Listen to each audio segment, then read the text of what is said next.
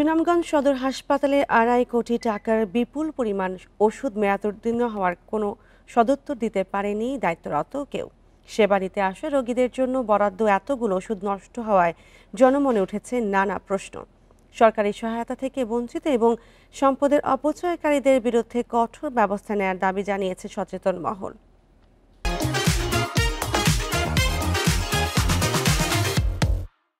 সুনামগঞ্জ সদর হাসপাতালে প্রতিদিন আন্তঃবিভাগ ও বহির্বিভাগে চিকিৎসা নেয় ১৫০০-এর বেশি রোগী। হাসপাতাল থেকে দেওয়া হয় না তাদের প্রয়োজনীয় ওষুধ। এমন অভিযোগের মধ্যে সম্প্রতি হাসপাতালের পুরান ভবনের দোতলা গোডাউনে মিলে মেয়াদোত্তীর্ণ এসব ওষুধ। এতে ক্ষুব্ধ রোগীদের অভিযোগ, বাইরে বিক্রির জন্যই এগুলো মজুদ রেখেছিল হাসপাতালের কর্মীরা। পরশুদিন ভর্তি হয়েছি বাচ্চাদের নিয়ে, এখনো পর্যন্ত কোনো মেডিকেল থেকে কোনো ওষুধ নাই, আমরা বাইরে থেকে কিনা দেওয়া লাগে, বাইরে থেকে কিনা দিই। কালকে আমার বাচ্চারা নিয়ে আসছে, আসলে সব ওষুধ কিনে আনছি বাইরে থেকে। ওষুধ আনতে গেলে দেখা গেলো মানুষের অনেক ওষুধ সাপ্লাই নাই, তারা সাপ্লাই পান না, বাইরে থেকে কিনা লাগে। তো অত ওষুধ থাকার পরও মানুষকে ওষুধ নাই। চলতি বছরের মার্চে যোগ দিলেও এখনো দায়িত্ব বুঝে না পাওয়ার দাবি স্টোর কিপার রূপন কুমার দাসের। যোগদান করার পরে আমি এখনো দায়িত্ব পাইনি, বুঝে পাইনি, এইভাবে আছে। আর দায়িত্ব না পেলে তো আর বোঝা যায় না যে কোথায় কি আছে না। জয়েন করার আগে যারা দায়িত্ব পালন করছে এখন নিয়ে তারাই করতেছে।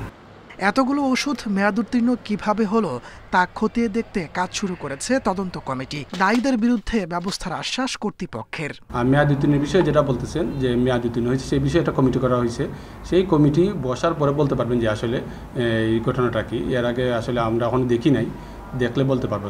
২.৫ কোটি টাকার মেয়াদোত্তীর্ণ এসব ওষুধের মধ্যে অ্যান্টিবায়োটিক ব্যথানাশক ওষুধই বেশি। Independent news. আর এই বিষয়ে আরও জানাতে সুনামগঞ্জ থেকে যুক্ত হচ্ছেন সহকর্মী জাকির হোসেন। জাকির হোসেন, বিপুল পরিমাণ মেয়াদোত্তীর্ণ ওষুধ পাওয়া গেছে, এই বিষয়ে হাসপাতাল কর্তৃপক্ষ কিছু বলেছে কিনা এবং প্রশাসন কোনো ব্যবস্থা নেবে কিনা, এই বিষয়ে কি জানতে পেরেছেন?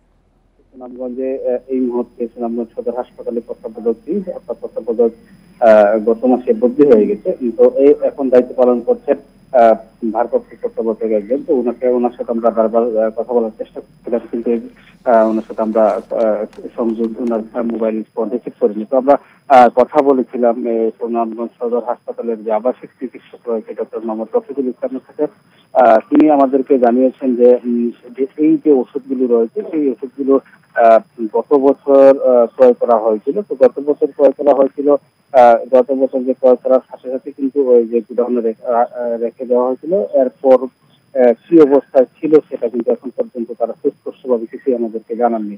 অর্থাৎ তিনি আমাদেরকে একটা কথাই শুধু জানিয়েছেন, 10 সদস্য বিশিষ্ট তদন্ত কমিটি গঠন হয়েছে এবং 15 কার্যদিবসের মধ্যে তদন্ত প্রতিবেদন প্রকাশ করার জন্য হাসপাতাল যে প্রশাসন তারা নির্দেশনা দিয়েছে।